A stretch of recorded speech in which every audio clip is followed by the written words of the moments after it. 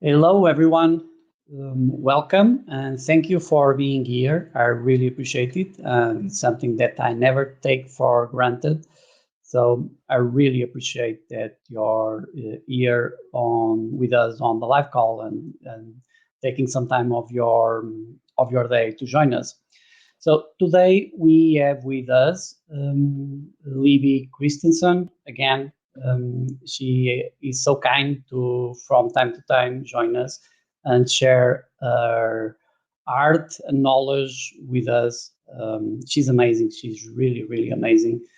And you can look at her website, Go So, Create, so to see the gocreate.com. amazing Yeah. patterns she has developed.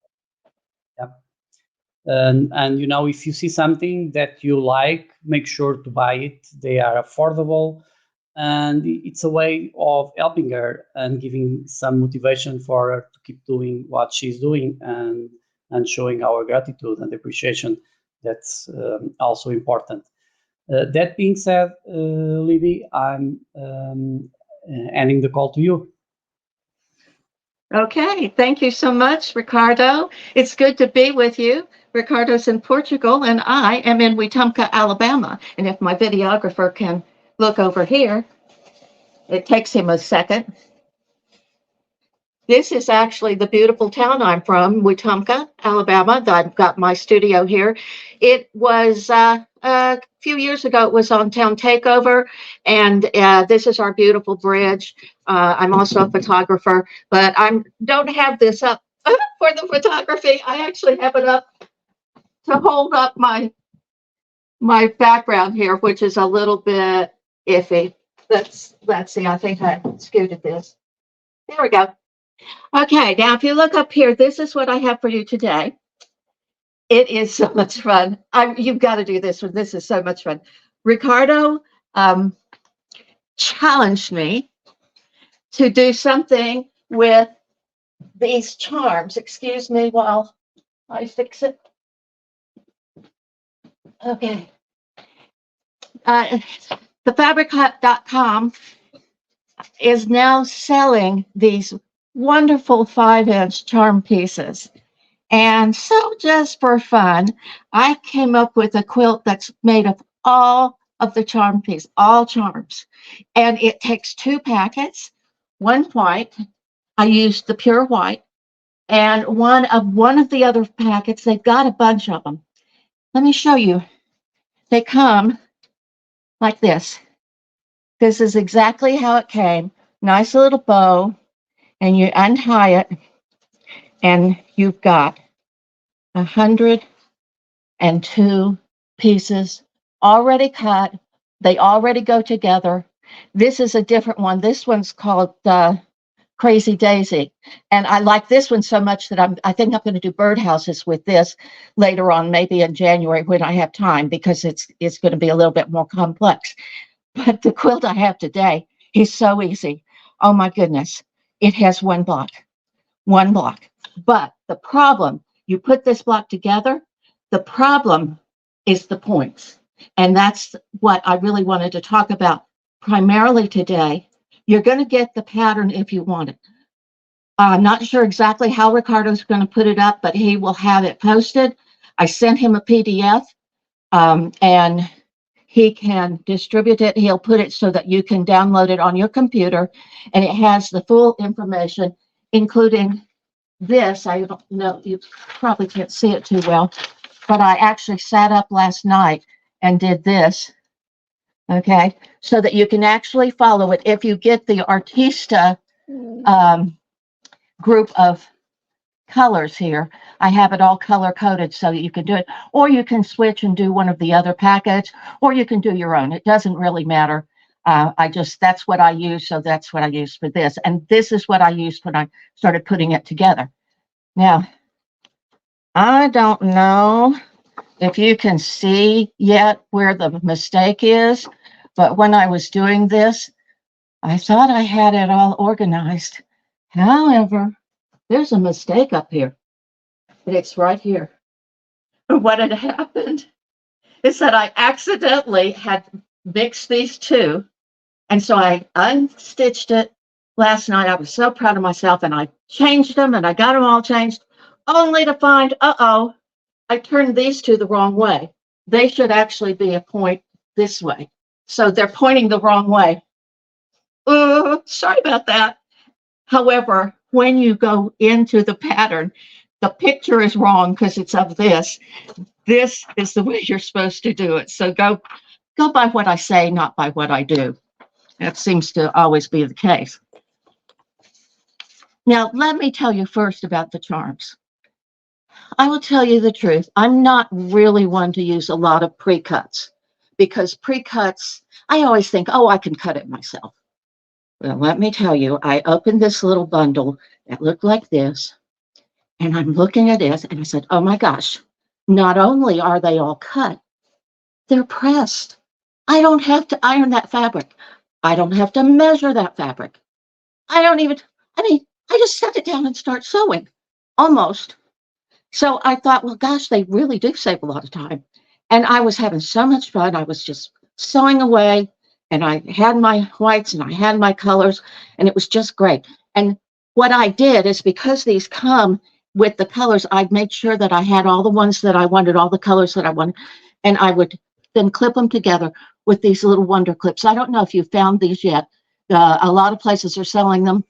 The Fabric Hut has a good buy on a lot of them. I really use them a lot on doing bindings. I almost can't do a binding without this anymore. But I also use them to clip together fabric when I have pieces that are similar or something like that. So that's something to think about. Now, these charms are 5 inches. Well, 5 inches is great because when you do a quilt with 5 inches, it goes up very fast. If it's 2.5 inches, takes a while. So that's nice, but not all patterns call for 5 inches. So it's really not a problem though, because if you get these charms, we're going to go look down here a moment at what I'm doing. This is actually a charm piece. You might go up a little and back. And I have, here we go. I have this. Now, I was so excited. I just had to use this. This is my go-to. I use this one. I like the kind that has the easy on and off blade because I do a lot of sewing and a lot of cutting. But I use the 45mm one most of the time. However, I just got some new ones in the mail from the Fabric Hut of the 60mm. And I thought, oh, I can't wait to try these. So I just got these out of the packet. Now that when they come in the packet, let me just remind you, for some of you have seen me do this before. If you look at this packet, you might be able to see there's a little oil on it. Just take that out. You just take it out very carefully so you don't cut yourself because they are sharp. And I just take an old rag and just really just do the, and then it's usually best to go ahead and also do a few cuts in some old fabric, just to make sure you've got the oil off. You don't want that oil on your fabric, but don't be afraid of the oil. That's what keeps them from rusting. That keeps them, that it really keeps them in good condition. So you want that on there. And if you get blades that don't have that, then that tells me it's either an old blade or a not very good blade. And whatever you do, do not get the tungsten blades. Oh my gosh, they're awful. I mean, a few cuts and they're dull. These titanium ones are really great. I think the Fabric Hut has the best buys and the best blades in the business. So that's what I always use. But I wanted to show you this one. This is really great if you're doing some heavy duty cutting through lots of fabric. So I just thought I'd try it for fun. Now we're going to come down here and look at one of these 5-inch pieces and say, okay, I don't need 5-inch pieces. Okay. Now notice here, I'm just using, I've got my ruler here. I actually put a sticky note. Mine says sogocreate.com, but I put a sticky note right there along the 2.5-inch line, and then I don't have to look for it each time. It's there. It's easy to do. And then I'm just going to open this up, and I'm not used to this big one. It feels funny. But, well, that was easy. But I don't need this size. I need 2.5-inch. So I'm going to do this again.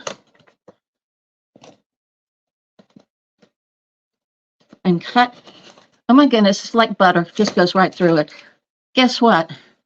That is 100 pieces. What? How did I cut 100? There were four. No, not 100 pieces. It's 20 pieces. Four. I had five of these, right? Times four. So it's 20 pieces. But right there's 20 pieces. How fast was that? And I could have stacked that higher. I just wanted to show you, when you get a good blade, you can get some really good use out of it. It'll eventually get dull. They all do eventually, but man, this one works well. And I just wanted to show you that if you can't use the 5-inch pieces, you might be able to cut them up and use the 2.5-inch. I know that's what I use in a lot of things. Now, the next thing I want to do is just get you started. To get you started on this quilt, it's really just one block. Now, you can tip that up a little bit if you want to see me. But what you mainly need to see is what I'm doing. What I'm doing here is I'm making a half. Okay, it's a block with half triangles here, half square triangles. Now, the most important thing to do here, I feel funny, is you want to make a line that you're going to sew on. Since I have white, I decided to make my line on the white. It's easier to see than the other colors. So in every case, I took it, put this down, point to point, and you want to get it really even there so that you've got room for the pen to get in here and draw your line. Okay, this one's getting a little old, so I may have to draw it a couple times. These inks, there we go. Now you can see that I made a line. This is not regular ink. This is one of my favorite pens. I tell you about them every time I do a video. They're the Friction or Frixion, it looks like an X, by Pilot. They're available in office supplies. Don't pay extra for them. Just get them in office supplies. And when you do this, you want this as exactly in the middle so that you can actually sew exactly too. Now let me do a couple of these and get them ready, because this is basically it. We're doing this is the tip, is do these. Let me do 3. Lining them up, corner to corner, get it as exact as you can. And that's the first tip. Use this. Now, what happens is if you can't see it, how like this, you couldn't see that, you wouldn't be able to see this purple. And they come in black, purple, blue, whatever. And let me just tell you, if you're not aware of it, there is something. This is Taylor's chalk. Hi, I'm here. It's not really chalk. It kind of looks like chalk. It's not really chalk. It is actually this sort of oil base something.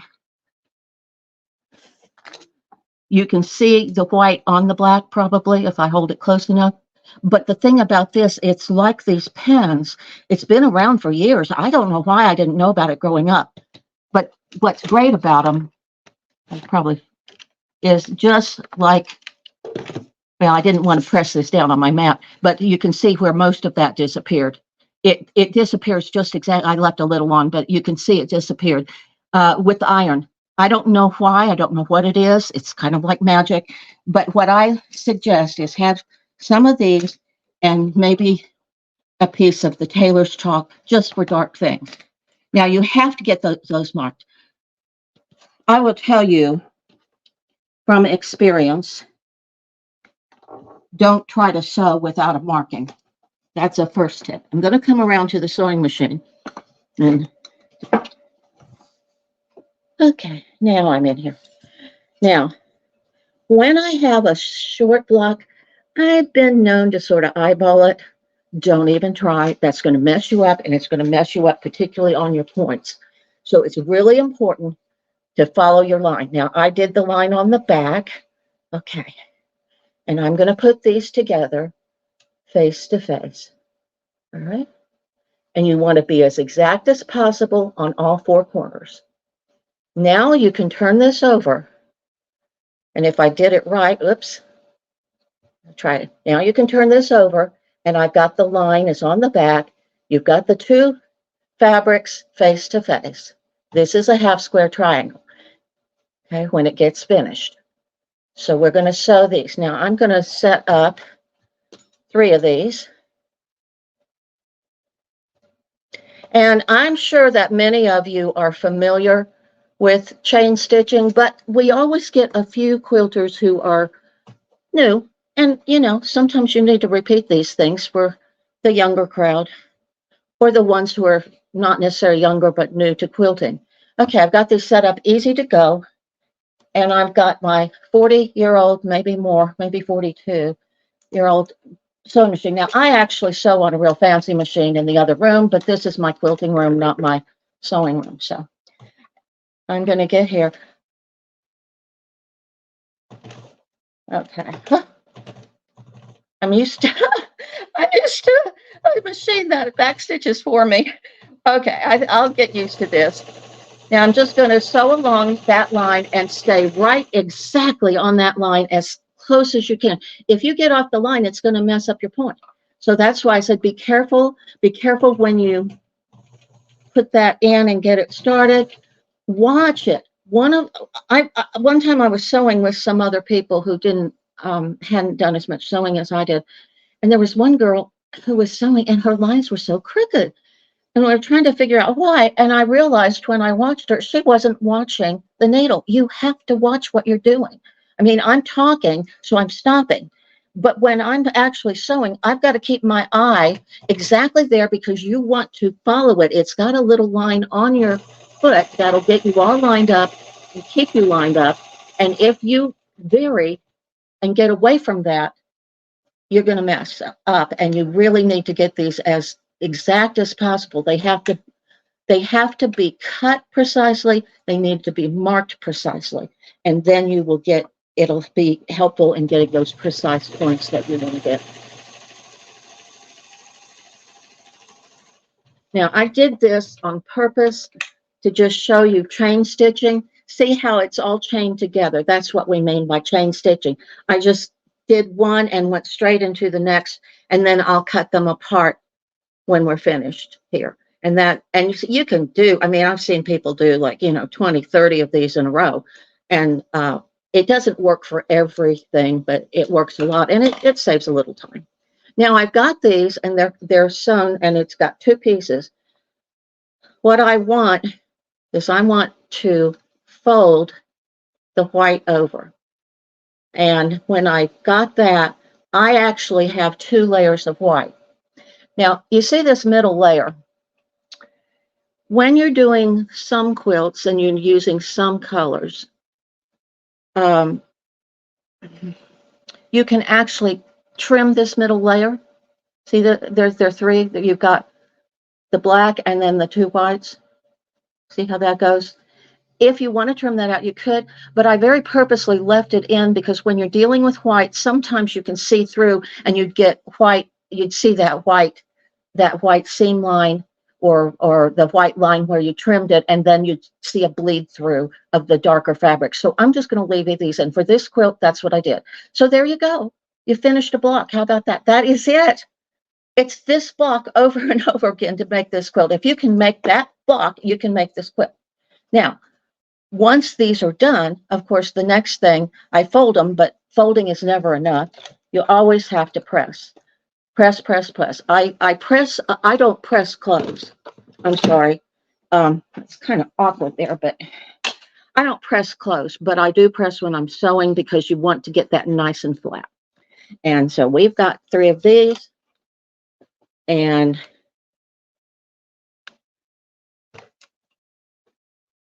three seems to be the magic number. The way I designed it was each color I had 6, so I did groups of 3, and so 3 was sort of my color. Now, one reason you always trim, if you do trim, you always trim the inside, is because the one on the bottom is going to be the most square. Sometimes when you put this in and put a diagonal and go across it, they get off kilter just a tiny bit. So you want to leave this in place and trim the center if you trim. I just wouldn't trim for this quilt. Now, once you've got this done, then you go by the pattern and you can put two together. And again, I can see my white is off just a little. So when I'm doing this, I'm going to sew based on that bottom rather than based on this. And if you want to, you can actually, if that bothers you a little bit, heck, trim it off a little, because you really have to follow that edge carefully. And this is when I'm going to do my 1/4 inch seams as usual. All quilting you can figure is going to be a 1/4 inch seam unless they tell you differently, because that's just how they're done. And that's as good as it comes, just putting it all together. And you see where this white one was off just a little bit, and so, but we can take care of this in a later step. Now I could trim it a little, but usually I don't bother here, because in the next step later, when I put these together, I'm going to take care of that little, that not being quite over as far as it should be. See, I got off just a tiny bit. A little of this you can fudge, not a lot, but just a little. Anyway, you can put them together, and there you go. These are so easy. Now, if you're following the pattern, you'll notice that some of them go this way and some of them point maybe this way. All points bulletin. Now, as long as we're here, let me just ask, is there anybody else in the crowd who likes cops? I love cops. I'm married to one. But I also like the show Cops, and I like On Patrol Live. So if you're a fan, let me know. And that's one reason I called this design All Points Bulletin. That's, of course, what APB, putting out an APB. Well, I put out my own APB. So that was just sort of kind of the fun. When I saw it had all these points in it, I thought, well, let's play with that idea. Okay, now that was pretty easy, wasn't it? But there's still some pesky problems with points. This part is pretty easy. However, sometimes the next part can just be a little trickier. Don't let it stop you. Just slow down and you can do it. After 60 years of sewing, I'm still making mistakes. Oh boy, do I make mistakes. Let me pull this down. See if I can get it down without falling all over me.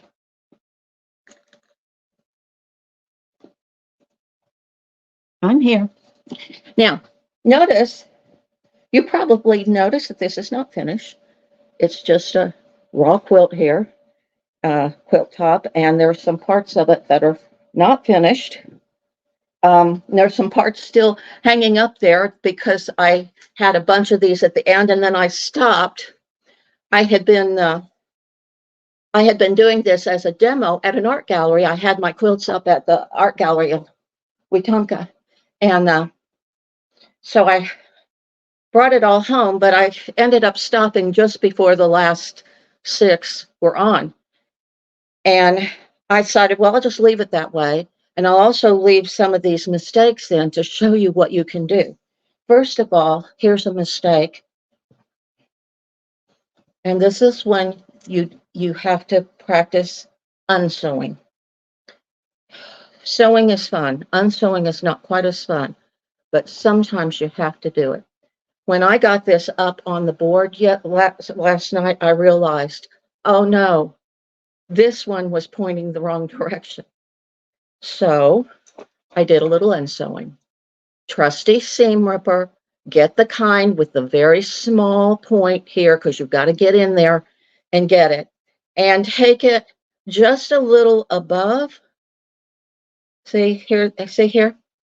Here's the seam. Take it a little bit above that seam. And when you do that, you can then take this seam out, right? And then when you go back, I can put this back the way it is. I can put this back in here this way, and then put the two seams back together, and nobody will ever know you fixed it. That's exactly what I'm going to have to do over here, because right here is where I messed up on these two. I was so proud of myself because I had the purple up here and the red, the burgundy down below it. Well, what had happened is I got them out of order. I had them all sitting in order, and somehow I got them out of order. And without checking the pattern, I thought I knew better. I just went right through it. And then when I go back, a couple weeks later and look at the pattern, I realize, oh my gosh, I had the wrong color in the wrong place. So I changed it back last night thinking, okay, I got that done. See, I've got the burgundy up here, the purple down there where it belongs. And I moved the top one, got it all set. This is all correct. And then I realized, oh my goodness.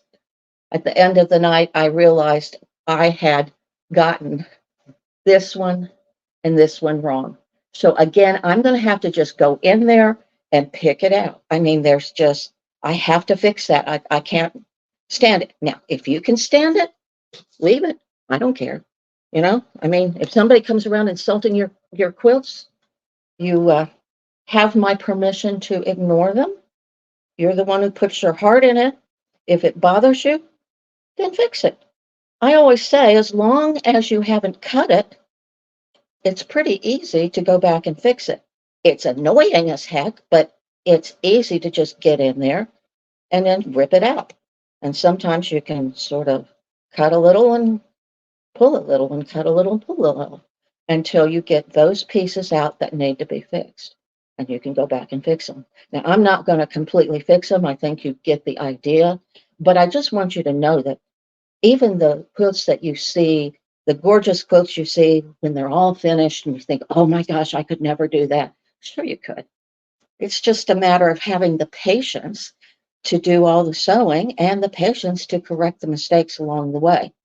Um, I had an aunt who used to say, oh, I'm too nervous. It makes me nervous to sew.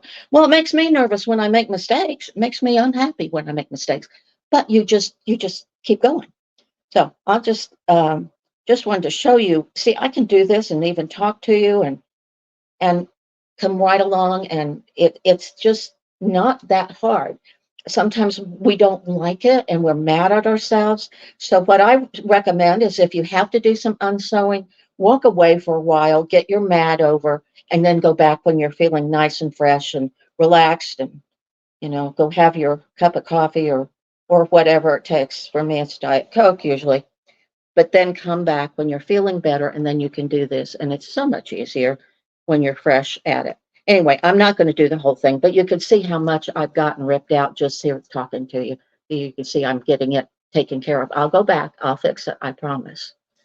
I will finish this quilt. I just didn't do it today because I wanted you to see some of the parts of it. Now, the next part I wanted to show you is how to do these little points here. When you put them together, ideally, you want, oh, this is beautiful. Look at this one. Can you see how beautiful that comes right? This point and this point match. Well, they didn't match there by themselves. They didn't match there automatically. They matched there because I very carefully sort of pinned it, and guess what? I did an old-fashioned word. It's the B word. And it's not a nasty B word. It's basted.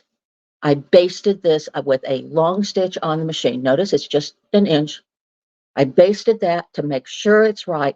And once I'm sure it's right, then I can go back and know that when I sew this, this is going to have a beautiful point because I made sure before I did the final sewing.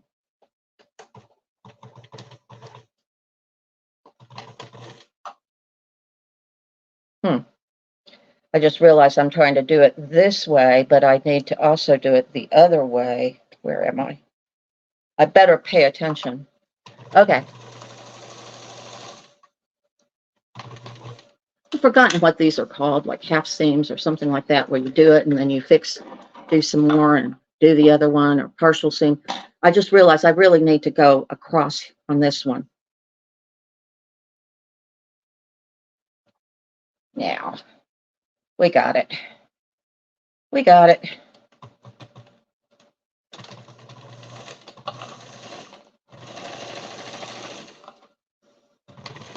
I'm stopping Don't worry.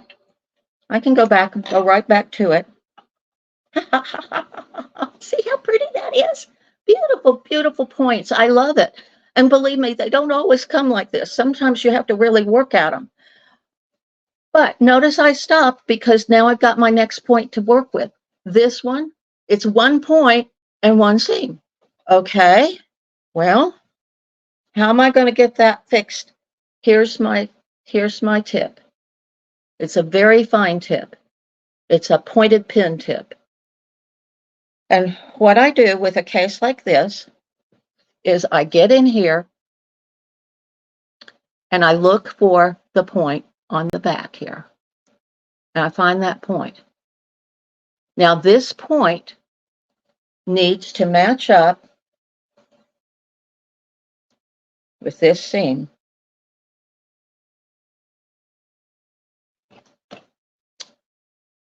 Okay. This point and this seam. I notice this is not quite a 1/4 inch over, but I am doing it a 1/4 inch over on the bottom. And I've got this all matched up. Let's see how close I got. If you get it pinned well, if you're careful, and you can kind of keep that pinned, then let's see. I'm not going to do the final seam now. Right now, I'm going to do some basting. Okay. Have to remember how to do it on this machine. Okay. Now I'm getting ready to sew. I've got the needle down. Hello? Needle down.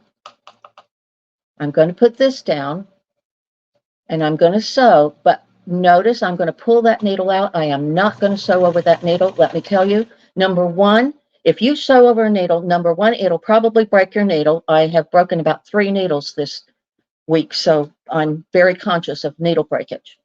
The other thing is it can throw the timing off on your machine. Do not ever sew over the needles. They're there as a marker to help you, but you eyeball it and pull that out as soon as you get there. Now let's see how we did. Yeah, I guess this is okay. What do you think?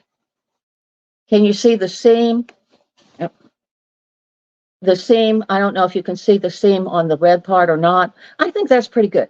It's maybe 1 thread off, but I'm not going to worry about it. That's another thing. You have to learn how far you need to go.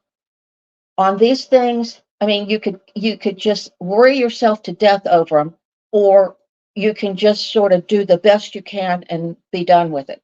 Now, this one has 2 points.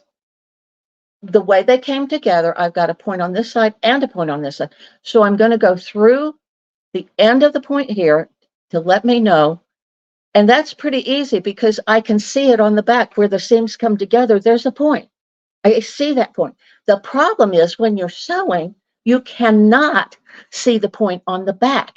So that's why I have to actually get in there and put the pin into that point. Now I've got these 2 together. This is not fast. This can be a little awkward. It can drive you nutty, so don't do it at a time when you're in a bad mood. You got to do this when you're okay with being careful. Now, also notice I've got on this side, you can see it's pressed to the one right, I guess that's my right, and this one it's pressed to my left. That I do that before I start putting these together. I make sure all the seams are pressed in one direction in one column and one direction in the other. Now, so I've got that still going on there. I've got the points I hope together. Let's see if I got them together. Now, I didn't do that, the final seam yet. I have been known to do this all the way up and down the column first and then go back and do my final seam over all of them because the basting is going to hold them all in place. Now, again, I got to get down in here, get my needle going, get that 1/4 inch. As I say, it's slow. Down, go across there. I can see where I was exactly. And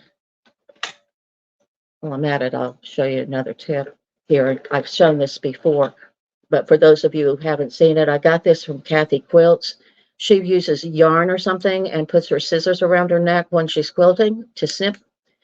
Well, I did her one better. I put mine on elastic, and that way, if I'm doing this on the quilt machine and I'm having to reach, it'll reach a long way. And notice what I got. These are actually Fisker scissors.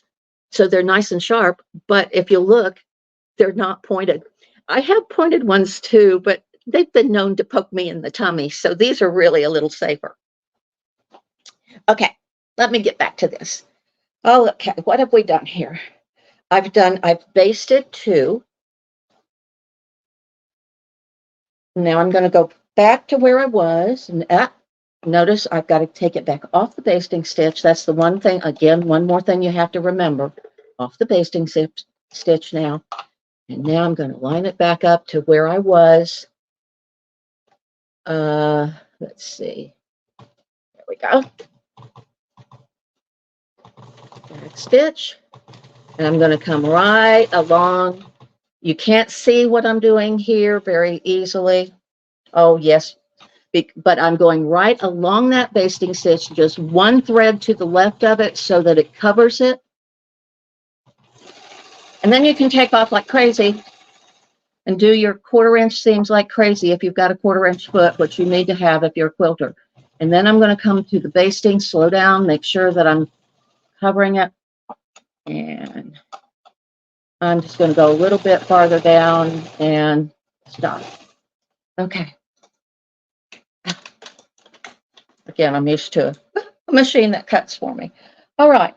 Now I have here for you several different points. Let's see what we've got here. How did they come out? Can you see? I've got, let's see. I'm not terribly happy with this one. I don't know. On some days, I would say, I would say, go back and redo that. That one's off, but it's not off by much. This one I think looks good, and this one looks good. So you know, 2 out of 3 I'm really happy with. The third one, I'll let it slide, and those are my tips. That's really about it, because it's really about slowing down. It's really about finding those points. A pin is what helps you find the points. And then just slow down, do your basting, and then go back and do. And by the way, I don't go back and take out that basting because I sewed to the left of it, so it's buried in the quilt. You know, it's just extra padding, right? So anyway, but if you do have to ever take out basting or other stitches and you've got a lot of little icky stitches, I do recommend these. These are needle nose or fine nose tip tweezers. Let's see, this particular one is Martelli brand. They're my favorite, but Tula Pink also has some. I've noticed hers don't open quite as far, but they're great if you've got little pieces. If you're picking out and you get little pieces there, I love these. I always keep these by the sewing machine. They're also good if you're going down in your machine and getting lint, pieces of lint out. I use those. So that the other thing I suggest, that if you're having to do unsewing, although I have this rounded one for doing little clips, I do recommend some little scissors with a little fine nose tip. Again, what are these?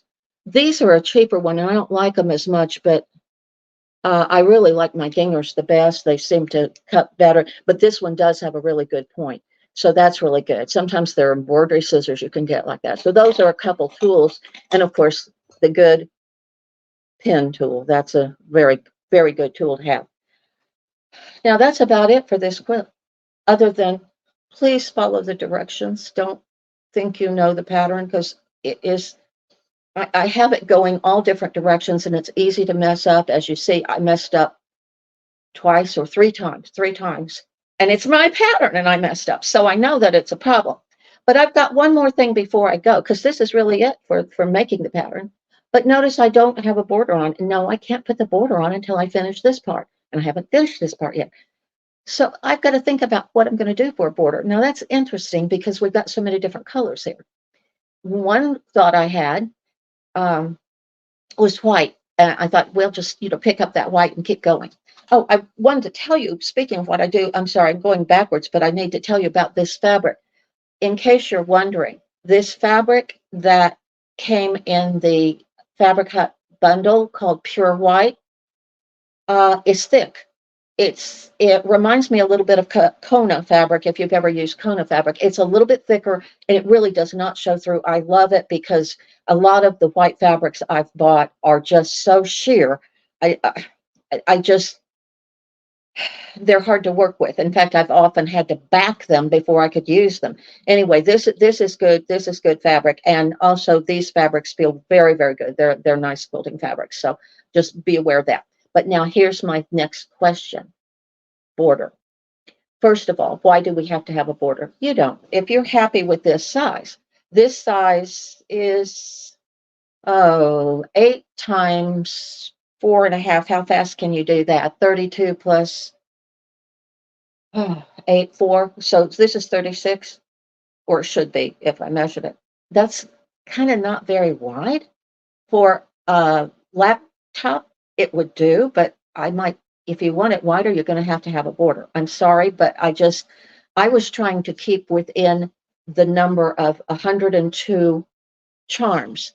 I just wanted to use 2 packets, and I did. I kept it. It's 102, but you only use like 96 of them. And I didn't have enough to do another row. So I had to leave it this size. But then I thought, well, the thing I'll do is do a wider border. It doesn't have to be super wide. I figured that if we do 3-inch border or 3.5 inches on each side, that adds 6 inches. And now, where were we? We were at 36. Now we're up to 42, right? Okay, and that'll give you 42. I don't want to go much wider than that because I have noticed that backing fabric these days, they used to be 44, 45 inches. Nowadays, they're making 43 inches. And sometimes if you pre-shrink them, which I do, I always pre-wash mine, not the little ones like this, but the big pieces. When I pre-shrink those things, sometimes you lose a half an inch. And so I don't ever like to make mine longer than wider than about 42 inches. Now in length, this is more like, it'll end up with the border, it'll end up, I think, about 58. What's really good about 42 by 58 is that you can get the baby quilt battings, and they're very inexpensive, and they are 45 by 60. So this works perfectly with those battings. Now, what am I going to do to do the border? I haven't decided. And I'm going to go back over here, and the camera's going to follow me. We're going to look down, and I'm not going to let you help me decide because I'm very opinionated, but I will let you look at some different things here. Sorry. What are we going to do to make this pop? Well, the thing is, you could do white. That's fine. I thought, well, what would it happen if I put black with it? Well, let's see. I'm going to put this out on the table, and he's going to try to go above it and see if he can. Okay. Now you want to lift it and look down. You don't have to worry about me. Just get the quilt in. He's going to unscrew it and try to lift it here. I decided, well, let's look at it with black.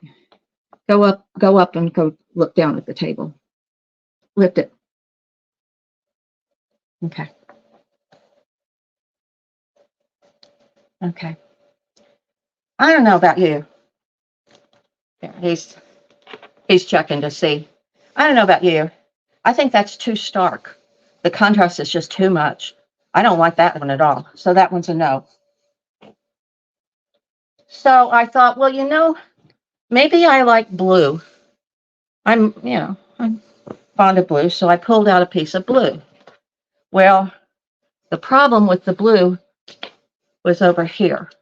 Now, I don't know if this is probably not coming through as well when you go through the screens, but this is almost a greenish midnight blue, and this is a purplish blue, and this really bothered me because they're close together, and I thought, oh, no, I don't like that one. However, this navy is a little darker navy, but it had a little bit of that green cast. I liked this better, and I definitely like the navy better than the black, but I'm still not thrilled. How about this one? Now, this one is sort of out of the box here. How about this? Well, it doesn't look so good here, but maybe you can put it over here. Can you look over here? Can you see it? I don't know if you can Now it's hard to see. I'm sorry. This is not working as well as I'd hoped. But I wanted you to see, if you look at it with all of this, there are a lot of like turquoisey colors in it. And that one was kind of appealing to me, but I'm still not sure. Here's one that really surprised me because it was just, I just had the fabric there, so I tried it. I actually ended up kind of liking this burgundy. It sort of pulls out the warm tones. So I thought I'm kind of thinking about that one. But let's not be too hasty. It certainly doesn't have to be a solid. When you're playing, don't be afraid to play with some other things. This one, I happened to know that I had this piece, and I thought, well, it has some of the same shades. It's got some of the turquoise, it's got some yellow, it's got white background. It's not too bad. I think I would use this maybe as a backing. I'm not thrilled with it. I don't think there's enough contrast there. So this is similar. Oh, how's this for bright? Oh my gosh, this one is fun. Again, it might be too much though, but it was kind of fun because it had all the bright colors, and it depends on who you're making this for. I mean, if you're making it for a more conservative person, you're probably going to go with a burgundy or navy. On the other hand, there are some people who would really like this. Oh, and then there's people like me. I had a birthday party recently, and I did a 60s rock, and I also did a 60s quilt. But anyway, this is some of the fabric I found. It's fun. I love it. I actually love this one. Most people would not because it's really, really, really wild. But as you look at this, as you can see, it has a lot of the same colors and it would be fun. But again, it would take a special person to be able to appreciate this. This is pretty wild fabric. And the same way with this one, I sort of like that. I don't know. I'd have to think about that a little bit longer, but it's a possibility it has some of the colors. Then again, you can go totally a different direction.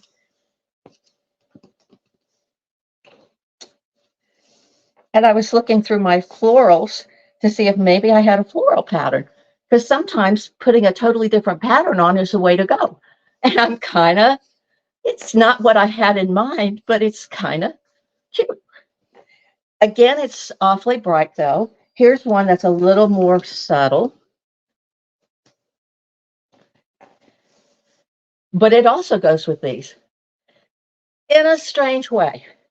So something like this, you can just play with and just see what you have available, what room it's going in. I mean, you might want to pull out the blues. You might want to pull out the corals. It's got rosy. It doesn't really have red. It's this sort of, I called it rose. But I just wanted to show you that. And when you add a 3-inch border here, it's just going to accent it a little bit.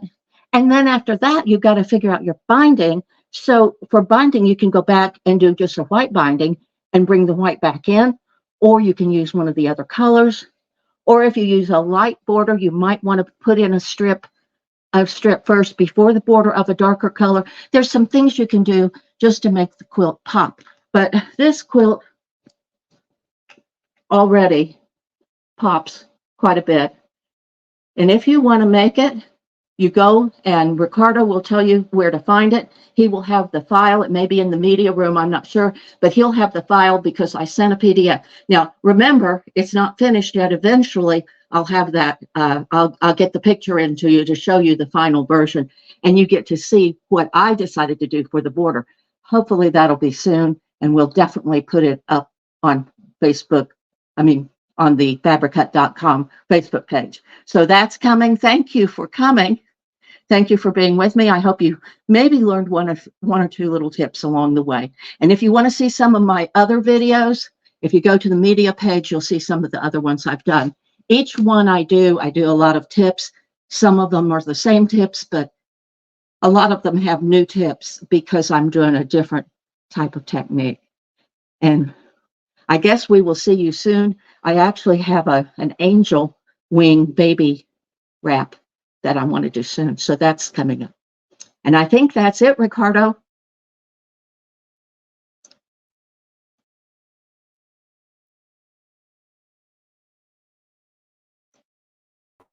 Okay, now I'm on mute. Thank you for being here and for designing this beautiful pattern and putting it together and giving it free to everyone that wants to grab it. I really appreciate it, and I hope that people enjoyed it. Thank you. Bye. Bye bye.